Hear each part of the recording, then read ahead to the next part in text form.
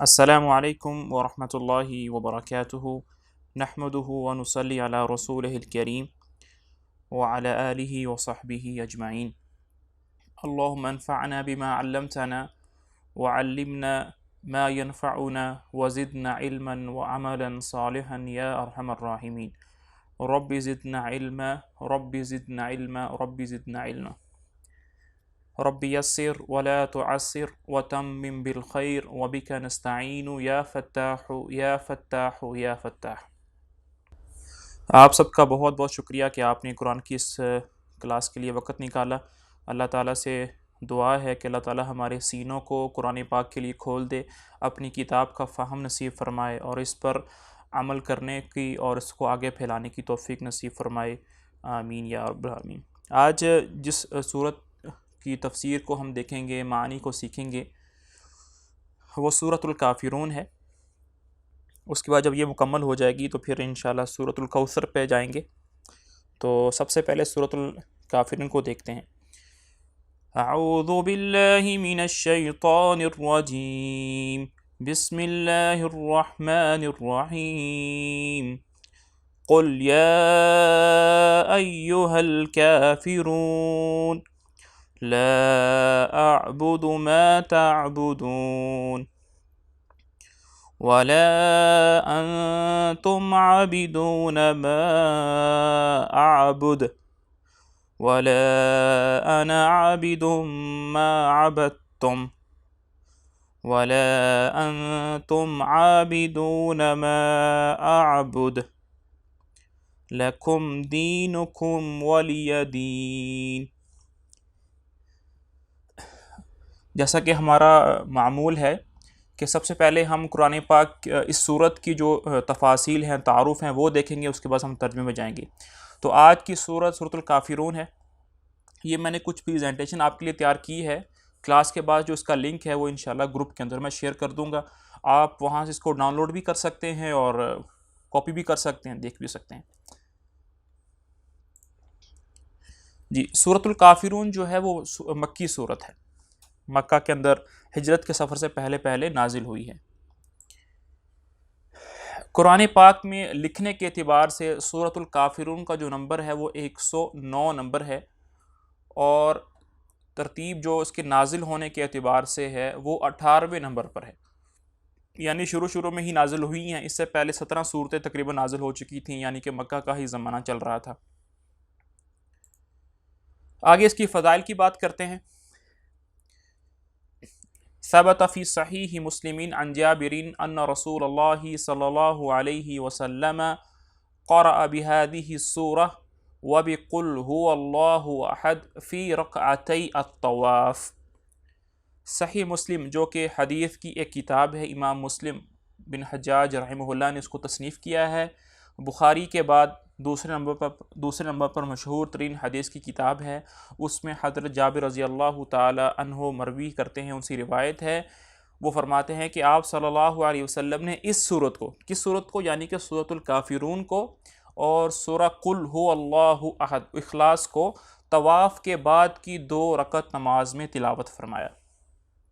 जब तवाफ़ कर लेते हैं, तवाफ़ करने के बाद 2 रकत नमाज जो वाजिब होती हैं, जिसको तवाफ़ की 2 रकत कहते हैं। अल्लाह ताला मुझे भी आपको भी अपने घर की ज़ियारत नसीब फ़रमाए, अपना हज और उम्रा करने की तौफ़ीक नसीब फ़रमाए। तो उसमें आप सल्लल्लाहु अलैहि वसल्लम 2 रकत नमाज उसमें तिलावत फरमाई। उसके बाद जो दूसरी हदीस है हमारे पास, वो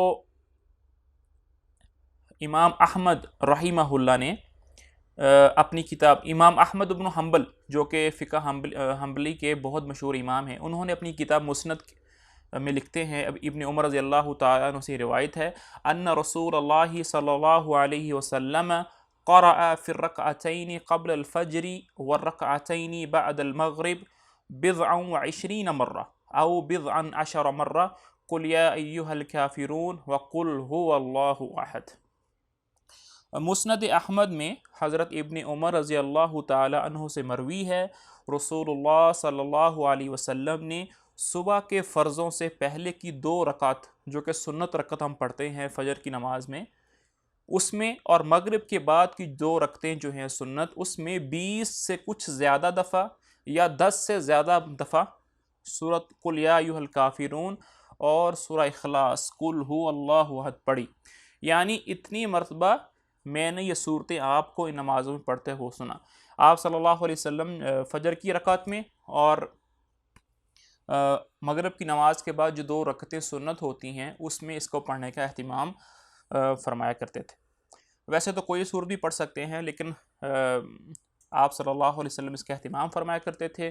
तो कोशिश करें हम भी कभी ना कभी इन 2 सूरतों को पढ़ा करें ताकि हमें सुन्नत पर अमल करने का सवाब मिल जाए।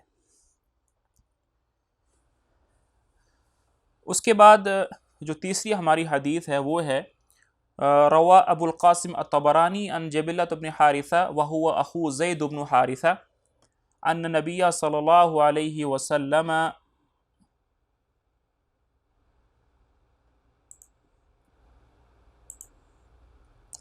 अन्न नबिया सल्लल्लाहु अलैहि वसल्लम क़ाल इज़ा अवैत इला फ़िराशिका फ़क़रा क़ुल या अय्युहल काफ़िरून हत्ता तमुर्र बिआखिरिहा फ़इन्नहा बराअतुम मिनश्शिर्क।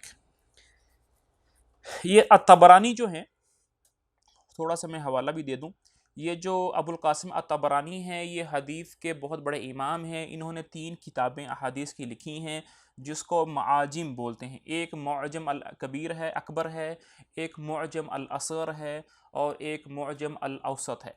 उसमें ये हारिसा बिन हारिसा के जो अखू ज़ैद बिन हारिसा, ज़ैद बिन हारिसा के जो भाई हैं उनसे रिवायत करते हैं कि आप सल्लल्लाहु अलैहि वसल्लम ने उनसे फरमाया कि जब तुम अपने बिस्तर पर आ जाओ सोने के लिए तो सोने से पहले कुल या अय्युहल काफिरून की तिलावत कर लिया करो हत्ता तमुर्रा भी आखिरिहा, यहाँ तक कि तुम आखिर तक यानी सूरत को ख़त्म कर लो।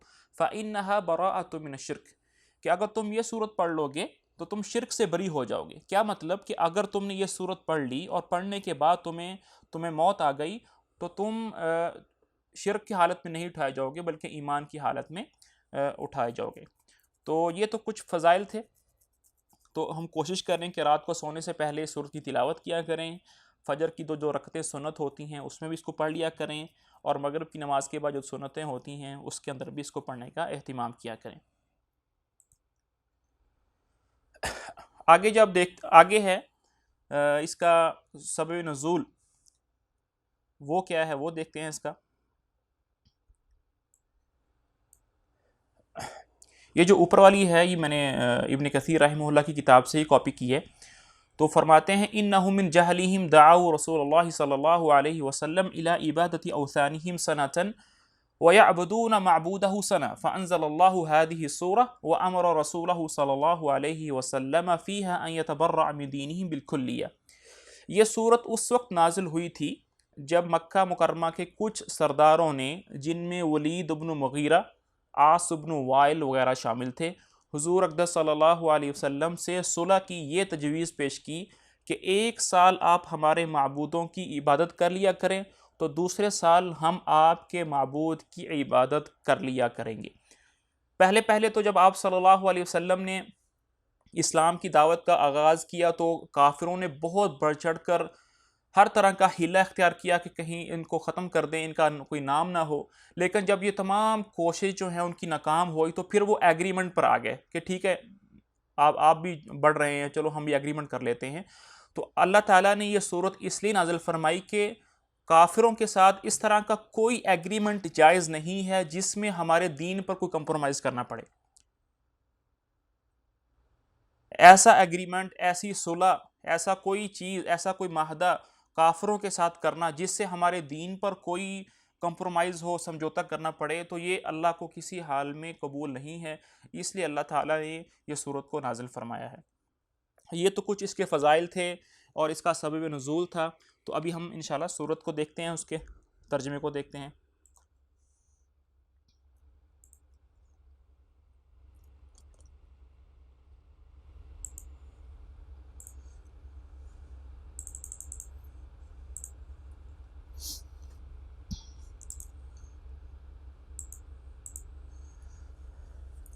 जी, बिस्मिल्लाहिर्रहमानिर्रहीम।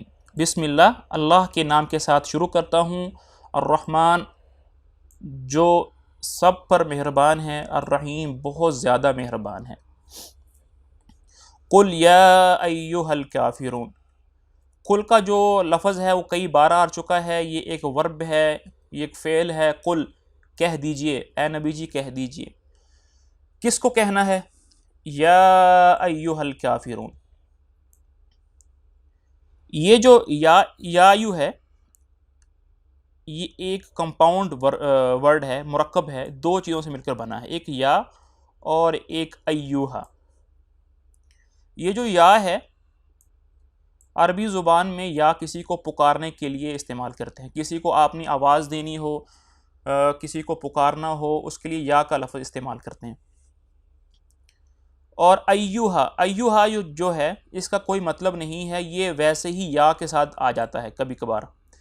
कभी कभार या जो है हमेशा अकेला इस्तेमाल कर लेते हैं, और कभी कभार अरबी उसलूब ये है कि अय्यूहा को साथ इस्तेमाल कर लेते हैं। तो मतलब बन जाएगा ए। कुल नबी जी कह दीजिए, या ए अल काफिरून। अल काफिरून जो है ये जमा का लफ्ज़ है, और इसका जो वाहिद है, इसका जो मुफरद है वो है काफिर। काफिर कहेंगे एक काफिर को, और काफिरून उसकी जमा है बहुत ज़्यादा काफिर। तो ए नबी जी कुल कह दीजिए, ए काफिरो। वैसे तो हर काफिर जो है वो इस खिताब के अंदर शामिल है, लेकिन ख़ास तौर पर जो कुरैश के कुफ़ार हैं वो इस खिताब के अंदर शामिल हैं, क्योंकि बिला जो मुवाजहा है, जिसके साथ बात हो रही है, जिसके ज़माने के अंदर ये सूरत नाजिल हुई है, वो कुफ़ार जो क्रैश के हैं, इसलिए उनके लिए खिताब हो रहा है। लेकिन अमूमन तमाम कुफ़ार जो हैं इसके अंदर शामिल हैं। थोड़ी सी बात कर लेते हैं काफिर किसे कहते हैं। काफिर का जो लफ्ज़ है ना, वो तीन बेसिक लफ्ज़ से मिलकर बना है, एक का और एक फा और एक रा। कुफ्र अरबी ज़ुबान में का फा रा कुफ्र का मतलब होता है छुपाना, किसी चीज़ को छुपा देना। अगर इसकी आप थोड़ी सी लैंग्वेज सीख लेंगे इसको थोड़ा सा, तो फिर बड़ा मज़ा आएगा। कुफ्र का मतलब होता है कोई चीज़ भी छुपाना। जो किसान होता है, ज़िमींदार होता है, वो जो बीज होते हैं फसलों के, उसका छटा देता है खेत के अंदर, उसको बो देता है, उन बीजों को ज़मीन के अंदर दफना देता है, छुपा देता है। इसलिए अरबी ज़ुबान के अंदर किसान को भी काफिर कहते हैं। इसलिए नहीं कि उसने कुफर किया, बल्कि उसने उन बीजों को छुपा दिया है, इसलिए उसको काफिर कहते हैं। इसी तरह जो लोग सऊदी अरब के अंदर रहते हैं, उन्होंने जब वो बाज़ारों के अंदर जाते हैं, मार्केट के अंदर जाते हैं गाड़ी के टायर खरीदने के लिए, तो ऊपर लिखा होता है कफारात। उन जो कफारात जो होता है ना, वो व्हील कप को कहते हैं। एक टायर होता है, और टायर के ऊपर एक व्हील कप होता है जो टायर की खूबसूरती के लिए इस्तेमाल होता है, उसको छुपा देता है। तो इसलिए उसको भी कफर कहते हैं कि उसने टायर को छुपा दिया। अब बात करते हैं उस काफिर की जिसके बारे में हम बात कर रहे हैं। अल्लाह की नेमतों को छुपाना, उसके एहसान को फरामोश करके डट जाना, डिठाई में इख्तियार कर लेना, इसको काफिर कहते हैं। कि अल्लाह ताला उस पर इनामात कर रहे हैं, उसके पास कुरान को भेजा, नबियों को भेजा, दावत को भेजा, हर तरह की दलाइल को, बराहीन को उसके सामने भेजा, लेकिन इन तमाम बराहीन के वाज़े होने के बावजूद उसने तमाम बराहीन को, दलाइल को छुपा दिया, और अपने अंदर जो उसकी ज़िद थी उसको ज़ाहिर कर दिया, इस्लाम को छुपा दिया, इसलिए इसको काफिर कहते हैं।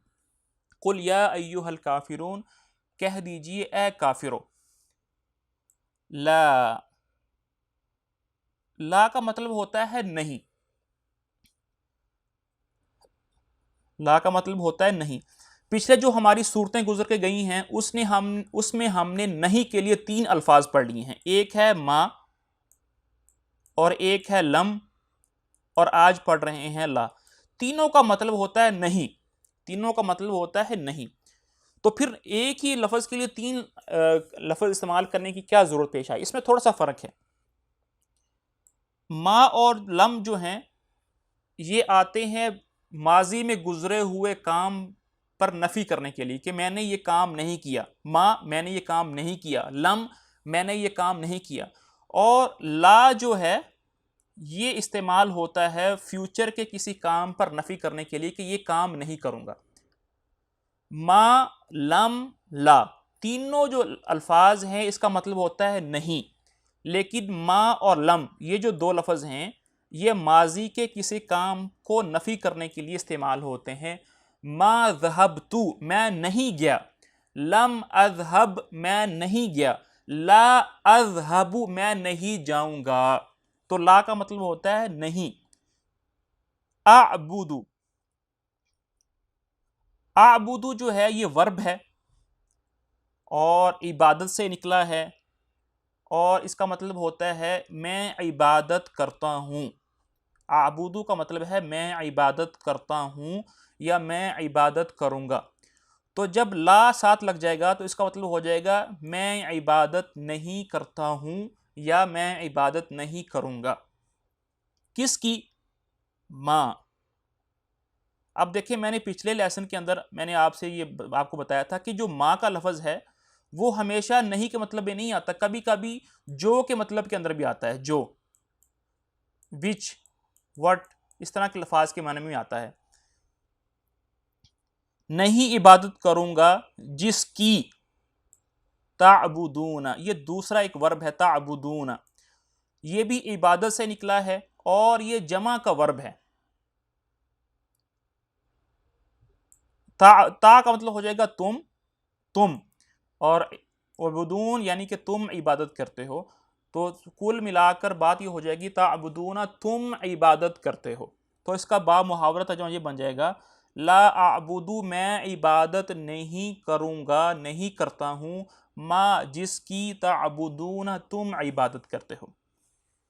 यानी कि आप सल्लल्लाहु अलैहि वसल्लम कुफार ने जो एग्रीमेंट आप सल्लल्लाहु अलैहि वसल्लम के सामने पेश किया था कि तुम हमारे बुतों की पूजा करो 1 साल और हम आपके खुदा की इबादत करेंगे 1 साल, तो आप सल्लल्लाहु अलैहि वसल्लम उस एग्रीमेंट को कबूल नहीं कर रहे और अल ऐलान ये बात कह रहे हैं ला आबुदु मैं इबादत नहीं करता हूँ, नहीं करूँगा उस चीज़ की, उन बुतों की, उन असनाम की जिनकी तुम इबादत करते हो। वाह का मतलब होता है और, ला का मतलब होता है नहीं और अंतुम का मतलब होता है तुम। अंतुम जो है वो 3 या 3 से ज्यादा बंदों को मुखातब करने के लिए, एड्रेस करने के लिए इस्तेमाल होता है। तुम यानी जमा।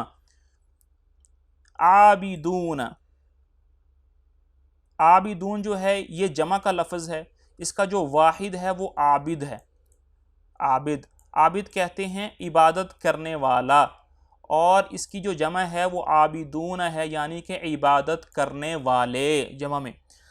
वला अंतुम और ना ही तुम इबादत करने वाले हो, माँ जिसकी आबुदू मैं इबादत करता हूँ। वला और वला नहीं, आना का मतलब होता है मैं, अंता का मतलब होता है तुम, अंता का मतलब होता है तुम, आना का मतलब होता है मैं। आबिदुन इबादत करने वाला हूँ। यहाँ पर देखें अंतुम का लफ्ज़ था जो कि जमा का लफ्ज़ है, 3 या 3 से ज़्यादा लोगों के लिए इस्तेमाल होता है, इसलिए आगे जो उसकी न्यूज़ है आबिदुन वो भी जमा के अंदर ही लेकर आए हैं। यहाँ पर जो अना है वो एक ही बंदा है, एक सिंगल आदमी है, तो उसके लिए आगे न्यूज़ भी एक ही लेकर आए हैं, वाहिद ही लेके हैं आबिद। वला अना आबिदुन और ना ही मैं इबादत करने वाला हूँ, माँ जिसकी आबद तुम इबादत करते हो या जिसकी तुमने इबादत की, ये पास्ट के अंदर है, जिसकी तुमने इबादत की। व और ला फिर है नहीं, अंतुम तुम, आबिदूना इबादत करते हो, मैं जिसकी आबुद मैं इबादत करता हूँ। ये देखिए दो लफ्ज़ जो हैं ये कुल 4 सेंटेंस हैं, दो दो के पेयर्स हैं। ये क्यों अल्लाह ताला ने इसको यानी कि बार बार कुरान पाक में लेकर आए हैं? एक दफ़ा ही कह देते तो बात ख़त्म हो जाती। बाज़ औक़ात अरबी ज़ुबान में एक जुमले को 2 दफ़ा या 3 दफ़ा लाने से उसका एक मकसद मुराद होता है, उसमें एक हिकमत मुराद होती है। जैसा कि सूरतुर रहमान में फ़बी अय्यि आलाइ रब्बिकुमा तुकज़्ज़िबान कितनी दफ़ा जो है उसकी तकरार हुई है, इसके पीछे एक हिकमत होती है। सबसे पहली हिकमत इसके अंदर ये होती है कि इससे मुराद ताकीद होती है, किसी बात को पुख्ता तौर पर कहना हो, ताकीदन कहना हो, इसलिए उसको 2 बार कहा जाता है। बार बार कहना उस बात की अहमियत पर दलालत करता है कि जितनी ज़्यादा बात अहम होती है उतनी ही दोबारा वो उसको दोहराया जाता है। मिसाल के तौर पर हम मिसाल लेते हैं अपनी आम रोज़मर्रा की ज़िंदगी में कि मैं अपने भाई को या अपने बेटे को कोई काम बेचता हूँ कि यार ये चीज़ ले आओ, ये चीज़ ले आओ, ये चीज़ ले आओ बाज़ार से। जो चीज़ ज़्यादा इंपॉर्टेंट होती है ना, उसको मैं 2 या 3 दफ़ा दोहराता हूँ कि ये भी ले आओ यार, ये ना भूल जाना, ये लाजमी ले आना, ये तो ले के आओ। तो अल्लाह ताला जब किसी चीज़ को दोहराते हैं कुरान पाक में 1 या 2 मरतबा, तो इससे मुराद ये होता है कि उसकी अहमियत सामने आ जाए, ताकीदन उस पर समझ में आ जाए। ये तो एक कौल है। लेकिन बाज़ मुफस्सिरीन रहमहुल्लाह ने यहाँ पर सूरतुल काफिरून में ये जो बार बार तकरार आई है कि मैं इबादत नहीं करूँगा जिसकी तुम इबादत करते हो, ना तुम इबादत करते हो जिसकी मैं इबादत करता हूँ, ये बार बार दोहराने की क्या वजह है? तो इसमें मुफस्सिर रहमहुल्लाह ये कहते हैं कि इससे मुराद ये है कि आप सल्लल्लाहु अलैहि वसल्लम फरमा रहे हैं कि ना मैंने माजी में इस तरह किसी बुत की पूजा की है, तुम्हारे इलाहों की पूजा की है, और ना ही मुस्तकबिल के अंदर मैं तुम्हारे इन बुतों की पूजा करूँगा। तो ये मुराद है, इसलिए इसकी तकरार आई है। लकुम, लकुम का जो लफ्ज़ है ये मुरक्कब लफ्ज़ है और ये 2 लफ्ज़ों से मिलकर बना है। एक है लाम और एक है कुम। लाम जो होता है वो हमने पढ़ा है, उसका मतलब होता है किसी के लिए होना, उसकी मिल्कियत ज़ाहिर करना, प्रॉपर्टी ज़ाहिर करना, उसके लिए होना, किसी के लिए होना। कुम का मतलब होता है तुम्हारा, तुम्हारे। तो लकुम का मतलब हो जाएगा तुम्हारे लिए। तुम्हारे लिए क्या है? दीनुकुम। अब दीनुकुम भी जो है वो एक मुरक्कब लफ्ज़ है। मुरक्कब लफ्ज़ का मतलब ये होता है कि 2 लफ्ज़ों से मिलकर बना होता है, कंपाउंड वर्ड जिसे बोलते हैं। तो दीनुकुम, दीन का मतलब होता है दीन और कुम का मतलब होता है तुम्हारा। तो आप सल्लल्लाहु अलैहि वसल्लम फरमा रहे हैं लकुम, तुम्हारे लिए तुम्हारा दीन। तुम्हारा दीन कौन सा है? वो शिर्क है, वो बुतों की पूजा है, वो आग की पूजा है, वो गैरुल्लाह की पूजा है। तुम्हें वो मुबारक हो। वा और लिया, ये भी 2 लफ्ज़ हैं। लिया, एक लाम है और एक है या, दोनों को मिलकर बन जाएगा लिया। लाम का मतलब होता है किसी की प्रॉपर्टी ज़ाहिर होना, किसी की मिल्कियत, किसी के लिए होना। और या का मतलब होता है मेरा। किसी भी अरबी ज़ुबान में किसी भी लफ्ज़ के आगे अगर ये या लगा देंगे ना, उसका मतलब हो जाएगा मेरा। मिसाल के तौर पर किताब है, किताब अरबी में किताब को किताब ही कहते हैं। अभी मतलब किताब, कोई भी किताब, लेकिन मैं कहना चाहता हूँ कि मेरी किताब, तो मैं क्या करूँगा, किताब के आखिर में मैं या लगा दूँगा अगर ऐसे करके, और फिर ये इसकी जो शक्ल है वो ऐसी बन जाएगी किताबी। इसका मतलब हो जाएगा मेरी किताब। तो वलिया, तो मेरे लिए दीन, मेरे लिए दीन, मेरा दीन है। अब आप लोग यहाँ ये कहेंगे कि यार यहाँ पर तो दीन के आखिर में या ही नहीं है, असल में तो होना इस तरह चाहिए था ना, इसे दीन है ना, दीन का मतलब होता है दीन। अगर कहना हो कि मेरा दीन, तो आगे इस तरह या होना चाहिए था, और फिर उसके आगे इसकी जो हतमी शक्ल है वो इस तरह होनी चाहिए थे, दीनी। तो इसमें तो या है ही नहीं। तो बाज़ औक़ात जो है ये बलागत का एक कानून है, या जो है वो उसको हज़फ कर दिया जाता है, वो कुरान पाक में नहीं लिखा जाता, और या को बताने के लिए ये आखिर में एक ज़ेर लगा देते हैं। इसका मतलब ये होता है कि आगे या है लेकिन वो हज़फ किया हुआ है, यानी कि वो नज़र नहीं आ रहा। तर्जमा करेंगे तो ऐसे ही करेंगे कि मेरे लिए मेरा दीन। तो तुम्हारे लिए तुम्हारा दीन, इससे मुराद कुफ्र है। मेरे लिए मेरा दीन, उससे मुराद इस्लाम है। यहाँ पर जो है दीन कुम, तुम सब का दीन, यहाँ पर एक पॉइंट ये है कि देखें इस्लाम के अलावा जितने दीन हैं वो सारे के सारे काफिर हैं। उन सब के मजमूए को कुफ्र कहेंगे, क्योंकि बातिल पर होने के एतबार से वो सब एक हैं। अल कुफ्रु मिल्लतुन वाहिदा, कुफर जो है वो एक ही नेशन है, एक ही मिल्लत है बातिल के एतबार, बातिल पर होने के एतबार से। यहूदी हों, ईसाई हों, एथियस्ट हों, बुत परस्त हों, बुद्धिज़्म हो, कोई भी हो, सिख हों, वो बातिल पर होने के एतबार से वो एक ही हैं, इसलिए सबको कुफर कहा जाएगा। और इस्लाम जो है वो एक अलग दीन है। ये तो कुछ इसका तर्जमा था। मैं इसको तर्जमे को दोबारा हम पढ़ लेते हैं मुफ्ती तकी उस्मानी साहब के तर्जमे से, ताकि जो चीज़ें अगर हमने कुछ छोड़ दी हैं तो वो सामने आ जाएंगी।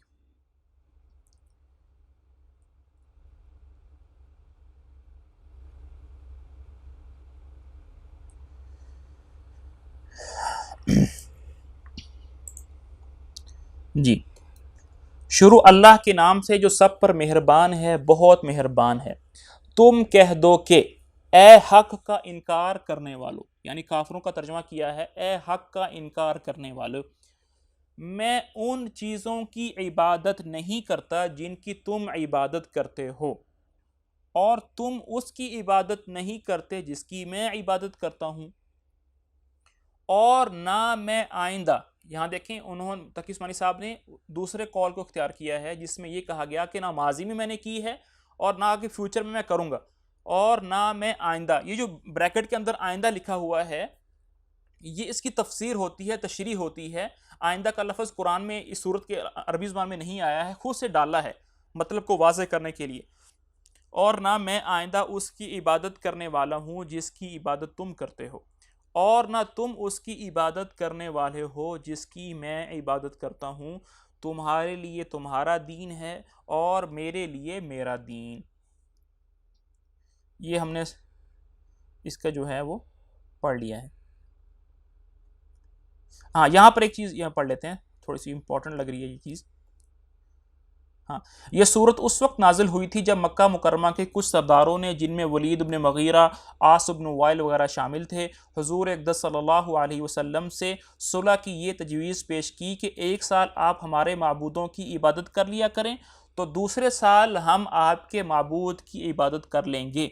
कुछ और लोगों ने इसी किस्म की कुछ और तजवीज़ भी पेश की, जिनका खुलासा यही था कि हज़रत सल्लल्लाहु अलैहि वसल्लम किसी न किसी तरह इन काफिरों के तरीक़ों पर इबादत के लिए आमादा हो जाएं, तो आपस में सुलह हो सकती है।